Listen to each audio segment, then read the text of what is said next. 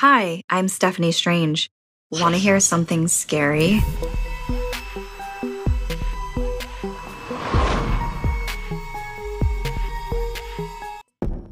Kato paced frantically around her bedroom, agonizing over what just happened that night.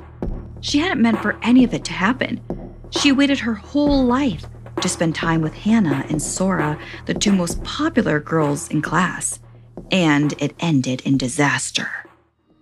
She had thought that their sleepover party would be fun and exciting. How could she have known that the pair thought that slumber parties and makeovers were just for babies?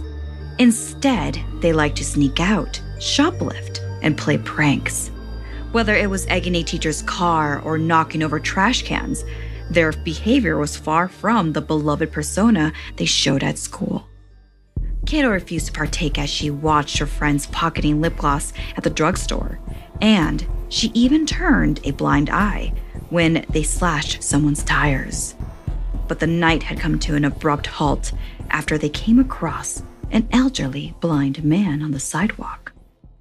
He was walking very slowly, holding a bag with what looked like a ton of candy in it.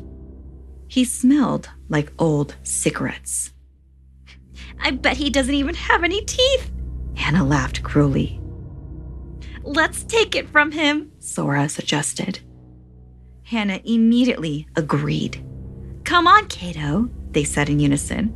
"Come play." Kato knew stealing from an old guy who couldn't even see to defend himself was out of the question, so she folded her arms across her chest defiantly. The others didn't care and simply laughed. They called her a baby as they ran to the man and tried to grab the bag. The man cried out, frightened, and swung the bag at Sora in defense. She cried out when it struck her. Hannah retaliated and shoved the old man. She hadn't realized her own strength, and the man stumbled and fell. There was a sickening crack as his head hit the sidewalk. Kato watched in horror as blood began to pool around him. He managed to croak out a few words. "If only I could have seen your faces." "Run!" hissed Sora.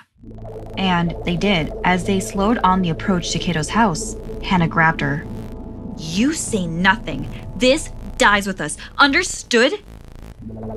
And while Kato agreed, the guilt began to gnaw away at her, and she paced her room. A few hours later, she headed back to the park, intending to help the man. But he was gone. Kato wandered back home, wondering what had become of the old man. Days passed, and Kato's guilt grew. She spent more time in the park than anywhere else, hoping to see the man, to know he was okay. One evening, a cop was there, and Kato wanted to run back, but he came over looking concerned. His badge read Officer Tanaka. "We have seen reports of teenage girls being followed by an odd man," Tanaka said. "Please go home, and you should walk with your friends. Safety in numbers." Kato nodded and began to hurry home. Despite her haste, she thought she could hear something behind her. Footsteps. Yet when she looked over her shoulder, there was no one there. Each time Kato left the house, she sensed someone following, but she never saw anything. She had no one to confide in. Neither Hannah nor Sora had been in school that week. She simply thought it had to be a mixture of remorse and paranoia. Then, late one evening, she was heading back from the library. In her haste, she dropped the books she was balancing. As she knelt to pick them up, she felt a hand on her shoulder.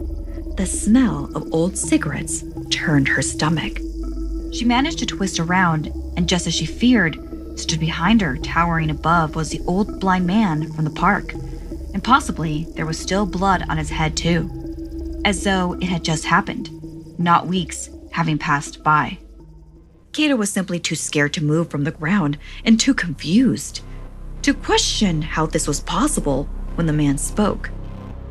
"I have just found you, last girl to be punished, you who stood by and did nothing." He let go of her for a moment and raised his arms to reveal the palms of his hands. Kato screamed, almost passing out from shock and fear. On each palm was an eyeball. "I couldn't see when I was alive. You girls took advantage. Now I have sight, and you will pay." Officer Tanaka closed the file on his desk. He hoped this girl would be the last.